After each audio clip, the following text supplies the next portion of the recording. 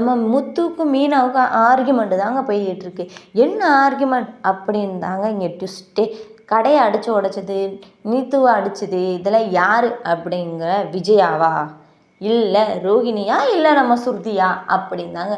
ஒருவேளை ஸ்ருதியா இருக்குமோ அப்படின்னு சொல்லிட்டு சந்தேகத்தில் மீனாவும் சரி நான் போய் ஸ்ருதியை பார்த்து பேசிட்டு வரேன்னு கிளம்புறாங்க. அங்கே போனால் ஸ்ருதிகிட்ட போய் நடந்த விஷயத்த எல்லாத்தையும் மீனா சொல்லல.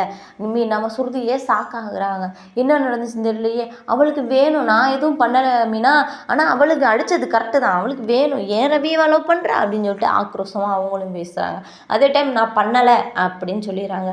உடனே நம்ம மீனாவுக்கு குழப்பமும் ஆகுது. நம்ம ரவி சொன்னதையும் யோசித்து வச்சு பார்க்குறாங்க. அந்த டைம் மீனாவுக்கு டக்குன்னு ஒரு ஐடியா தோணுதுங்க. என்ன நடந்திருக்கும் அப்படின்னு யோசிக்கையில், ஸ்ருதியும் நம்ம கொஞ்சம் டேலண்டான பொண்ணு தானே, 2 பேரும் சேர்ந்து யோசிக்கையில் பார்த்தா அவளே பண்ணியிருப்பா அப்படிங்கிற மாதிரி ஒரு மைண்ட் செட்டுக்கு வராங்க.